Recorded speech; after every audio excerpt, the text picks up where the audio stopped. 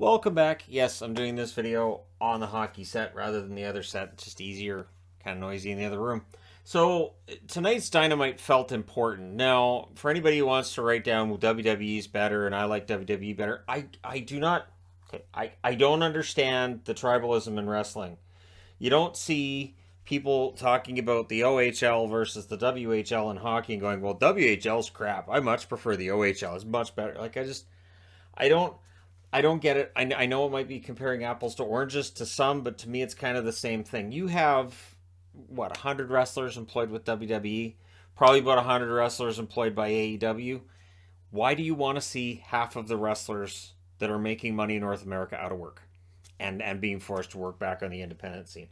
I just do not understand the desire that people show for a company to die.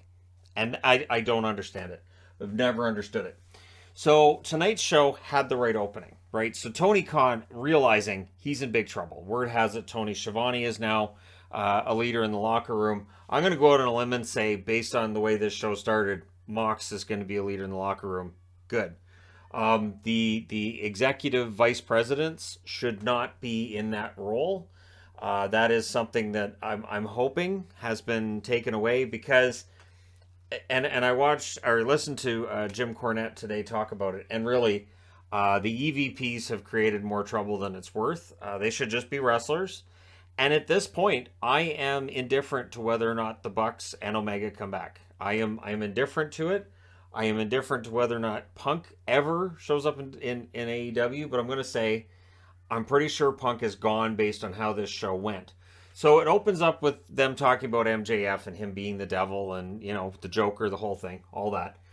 Tony Khan then talks about the belts being vacated, and he's booed pretty loudly. He is not popular with the fans. And this is not like Vince McMahon, heel Vince McMahon. This is just Tony Khan talking and people booing him. So I also think it would benefit the company to have somebody, they already have William Regal is right there. Have somebody have some kind of a role or when something happens in the company, they can be the spokesperson. Tony shouldn't be the spokesperson. He should be running things backstage. My opinion, one man's opinion. Now, the World and Trios titles are vacated. That is the first thing that's announced. No mention of CM Punk, no mention of Y, no mention of Kenny Omega, no mention of the Young Bucks. And that's when you know this is not wrestling trying to pull one over on us. This is real. So the Tournament of Champions is starting up tonight, and this should be kind of fun. I'm kind of confused by a couple of wrestlers that aren't in it, but that's me, I guess. Miro, I don't understand why Miro's not in this at some level. I'm bewildered. Sammy Guevara is a very good wrestler. I wouldn't put him in a tournament over Miro. It's just me. So yeah, the trios title's being vacated, all that fun stuff, and then MJF comes out and that guy's over. Like, what a huge pop he got from the crowd, and he comes out in a Josh Allen jersey talking up the Buffalo Bills. And as soon as he said Josh Allen's the best quarterback in the history of football, I'm like, oh, he's going to do this, isn't he? So you were right, Chance start, because he, of course, went on his tirade that led to him being ousted. He talked about making more money, and whether that's real or it's not, it's out there as a storyline.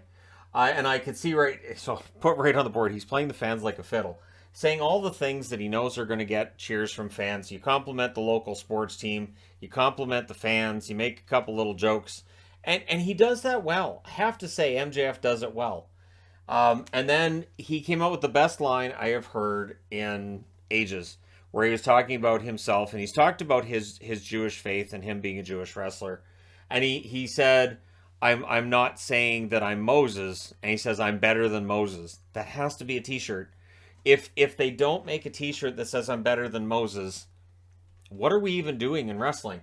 So Moxley then comes out, and this is what had to happen, right? You have MJF come out, you have him basically saying, yep, this company's awesome, and then Mox come out and says, no, I don't believe any of this. So MJF makes this heel turn as soon as Mox is in the ring. He name drops Cody Rhodes. He talks a lot about WWE without specifically naming it. And Mox basically is in the ring as a response of, it's not better over there, without saying it's not better over there. So MJF and Mox, they get into it.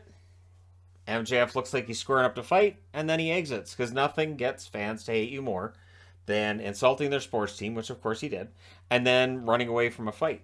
So he does that, and then Moxley gave such an impassioned promo, and he mentioned in there he was supposed to be on vacation after All Out, and I have no reason to think that's not the truth. I have no reason to think that he wasn't supposed to be on vacation, but with the crisis in the company, he is a company man, and he's saying, I'll come in, I'll do a promo. So he also put over the tournament. I thought he did an excellent job of putting over everybody in the tournament. Just absolutely fantastic, amazing stuff there from Mox. And this is what the show needed. I have talked before about how I don't like wrestling programs starting with 15 minutes of talking. Generally, because usually what happens is 15 minutes of talking that don't really go anywhere or just goes to a tag match. You just could have had to start the show. You could have had the match start the show. You don't need all of that yapping on the mic. So we start off with the match for the Trios title. We are wasting no time here. It's Death Triangle versus Best Friends. Of course, Danhausen comes out with Best Friends. Danhausen's there for comic relief. He knows why he's there. We all know why he's there. He's absolutely fantastic at it. Danhausen catches the glasses thrown by Orange Cassidy, and the crowd went nuts. This is what, and I can hear Jim Cornette groaning every time Danhausen or Orange Cassidy do anything, but I think it's fun. Remember, wrestling is supposed to be, and at one point in time was a show that was aimed at least partially at children, and so Danhausen and Orange Cassidy and all this stuff they do, kids will find it amusing, and honestly, I got a chuckle out of it too. So Pac was not cursed. Danhausen was in the process of trying to curse Pac, and Pac just ends him. And then there was a triple Canadian Destroyer during this match. That's just fantastic. The fact that they all hit the Canadian Destroyer, they hit it properly, and at the same time in sync with each other, absolutely fantastic. Pac ends up winning it with the Falcon Arrow on Chuck. You knew Chuck was eating the pin. You could just pretend you're surprised when it's Chuck that's eating the pin there. Which is interesting because it feels like it's not that long ago. It probably would have been Orange Cassidy, but he's over right now, so Chuck Taylor takes the pin. Then they had Penelope Ford versus Toni Storm. Ford controls most of the match. Now, I'm wearing my Penelope shirt because I looked at a couple other shirts I have that are AEW themed. I have a Young Bucks shirt. Probably not a good day to wear that. I also have a CM Punk shirt. Probably not a good day to wear that either. So, Penelope Ford, I honestly think is a very good wrestler. The outfit she was wearing is very TV-14. There's no way she'd be wearing that in WWE. But, of course, Toni ends up hulking up, for lack of a better term. She wins the match. And it seemed kind of an abrupt finish to the match as well.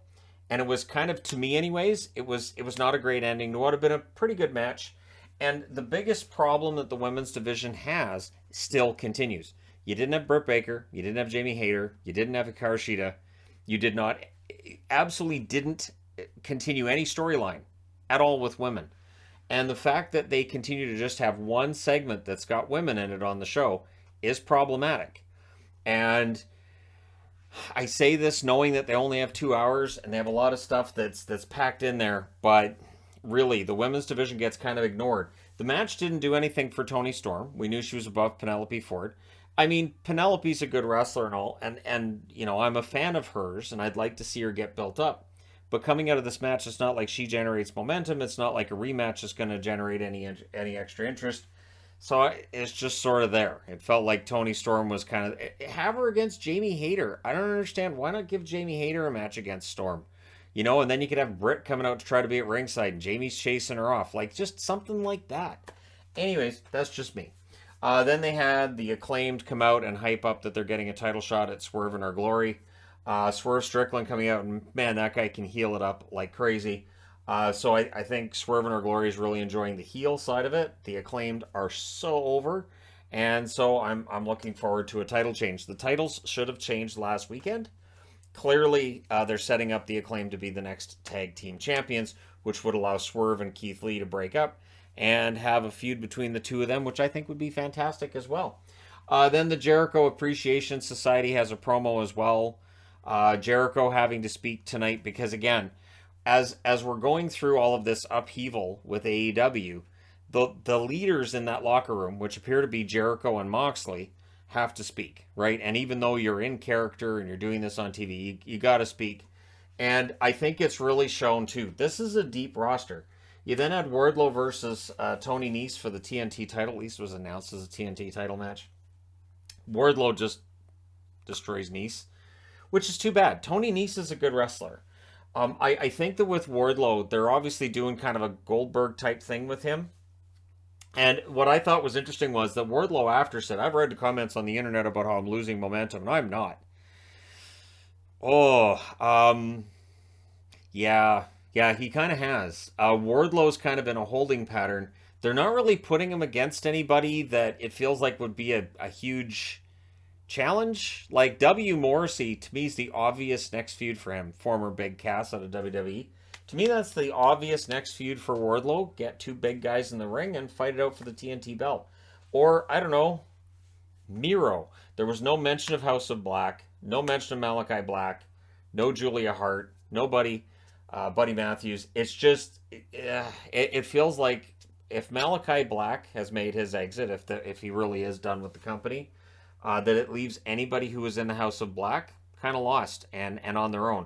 The good news is Buddy's an excellent wrestler. He can get over. The one I feel bad for is Julia Hart, because she turned heel and to join the House of Black. She's very rarely, if ever, seen with them when they come out. When she wrestles, it's normally on Dark or Dark Elevation. Well, they don't come out with her for Dark or Dark Elevation. So Julia Hart, who's a very young wrestler, if Malachi Black's done, what is her gimmick then? Where she can't go back to being a cheerleader. She can't go back to the Varsity Blondes. So I mean, they could try it, I guess. But anyways, the whole Wardlow thing happens, and I'm not losing momentum because I'm strong. And then the tournament starts, and it was Bryan Danielson versus Hangman Adam Page. I might be in a minority in thinking that Hangman Adam Page made a good champ. I think he's a main event wrestler. I think if he was in WWE, he would be as well, because, of course, that's a whole conversation. I've never understood that. Well, yeah, fans will cheer for him over there, but they won't cheer for him over here. Yeah, because there's no bleed over between AEW and WWE fans. All of the wrestlers that were in attendance for this show, none of them would buy tickets to a WWE show. No. And vice versa, right? Of course not. So, there were chops for both wrestlers. So they're doing the chop fest, and Daniel Bryan's chest just all red. And I understand that he's pale. I know as a pale man myself that it's easy to get marked up a little bit. But what I really liked about this was they had a slow, deliberate start. It really felt like an old school match, which is great, because having every match go move, and just everything's, over the top, off the top, another flip, here's another one, here's a drop kick, here's another roll. Having matches that don't have that same feel to them and feel more deliberate is excellent, because it makes those other matches stand out. You need to have a mix. There's been times with AEW where there's been way too much of the off the top rope stuff, way too many dives, and it felt like with this match it was different. No picture-in-picture during the first commercial break. I am bewildered, and this might just be a TSN thing. I'm bewildered about when they do and when they don't do picture-in-picture. There are times where the picture-in-picture, and this is, of course, where during the commercial break, you can still see the match in the upper left-hand corner. But there are times where the picture-in-picture is there on a match that's not really that important, and then there's times where it's not there on matches that are very important. You would think AEW would structure it where, if they're going to have the picture-in-picture, it should be something we really have to see. So, for instance, you don't have it in the first commercial break here, but you have it in the commercial break for Penelope Ford versus Toni Storm. It's just odd to me. So the action ramps up after the break. This is where they start doing the really high-speed, high-impact stuff. And because you have set it up with the slow moves, with all the knife-edge chops, it feels like you've earned those really fast flipping around moves, right? And then there were some near falls, of course, that came out of that. Some really good near falls. And then they went to picture-in-picture on the next commercial. So, weird, right? And we get Chop Fest 2. A Deadeye by Adam Page. I actually thought for a moment there, I thought, could he? The problem was the announcers were giving it away. I would have got hammered if I had done a shot every time they talked about how Daniel Bryan had never won a match against Adam Page. They've only fought twice on Dynamite. One was a draw. One was a win for Adam Page. The fact that the announcers kept talking about it that way told me, well, clearly the winner's going to be Daniel Bryan, Bryan Danielson. Mistake that any wrestling fan makes. And I thought this was a pay-per-view level match. I did. I thought this was the best match of the night. And then it's a roll-up that wins it for Danielson. So To quote Simon Miller, the most devastating move in all of sports entertainment. Danielson wins, showing his WWE chops there. And next week we get Bryan Danielson versus Chris Jericho. A rematch from the pay-per-view. It's going to be amazing. It's going to be a really, really good match. Then they had a Jungle Boy promo. What they're doing with Jungle Boy right now, or Jack Perry, and it feels like Jim Ross was right all along. He was calling him Jungle Boy Jack Perry over and over and over, even though you could tell everybody wanted to just be Jungle Boy. He's becoming Jack Perry. He's becoming more than just the Tarzan Boy song. He's becoming more than just, the pretty boy who comes out in the loincloth kind of look. And if they can make him a more serious threat, if this feud with Luchasaurus and Christian Cage makes him a more serious threat, all the better. And I really think you could build Jungle Boy up to be a contender for a major title at some point in the near future. Then West Side Gun came out. Rapper, I don't know who it is, so makes me feel old, because when an artist comes out, people are like, yay, it's him. I'm like, I don't know who this is. He's not related to Billy Gunn, clearly. So I don't know what's going on. And I don't even have like the Billy Gunn Scissor Me Daddy. Those t-shirts, I'm never going to get one. Don't send me one of those t-shirts. I won't wear it. You'll be wasting your money. But then we had Daniel Garcia, who was brought out by this West Side Gun person, who I don't know who he is, against Wheeler Yuta for the ROH Pure title. Now, the ROH Pure title is different. You get a certain amount of rope breaks. You can be disqualified pretty easily. And there are rules, which I think is great. And you start out with a handshake, you end with a handshake. But this is the problem. So we have Claudio Castagnoli is going to defend the ROH title again on Friday on Rampage. You have the ROH Pure title being defended here. ROH needs a TV deal.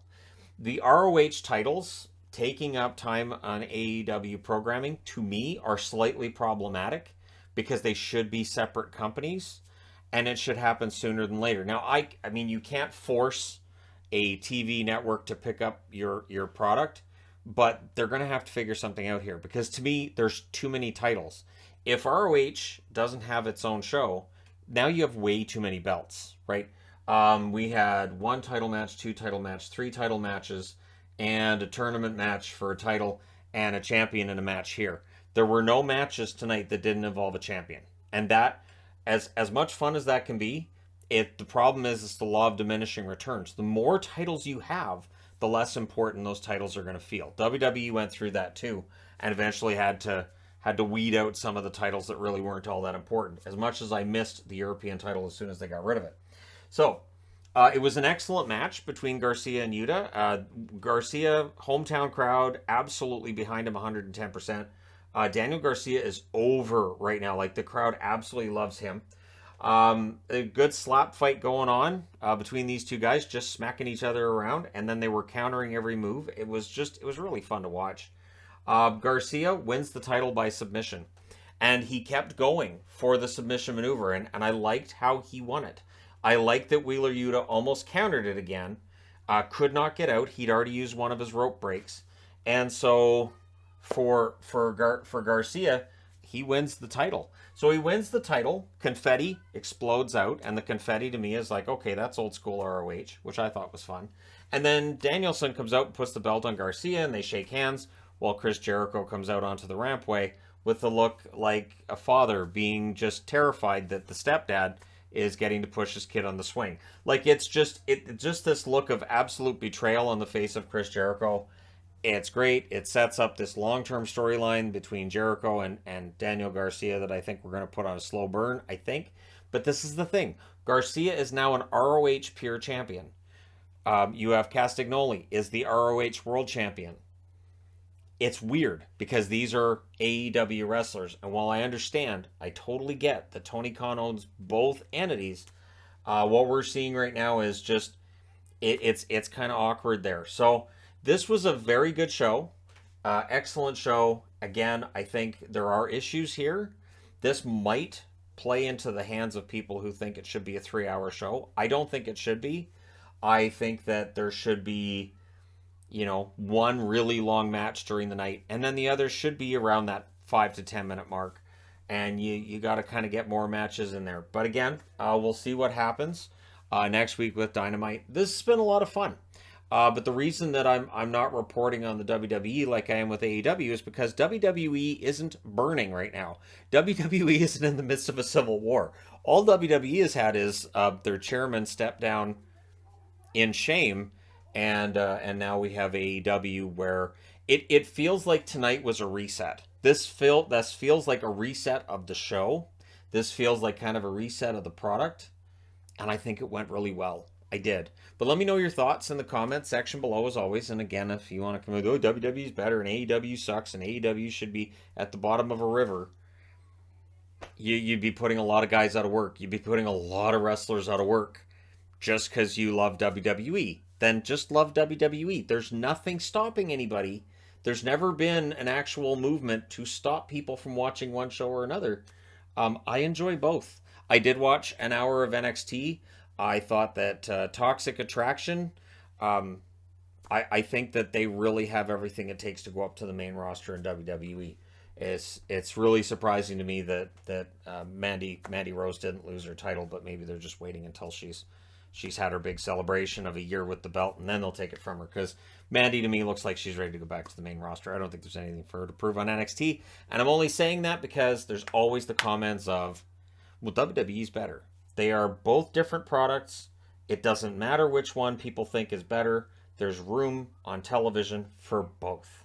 So, that being said, thank you guys so much for watching, for all your support. Let me know your thoughts in the comment section below, as always, regarding tonight's AEW Dynamite show. And don't forget to hit like and subscribe if you haven't done so already. That will make you feel a lot better about everything. Thank you guys so much for everything. I will talk to you again soon.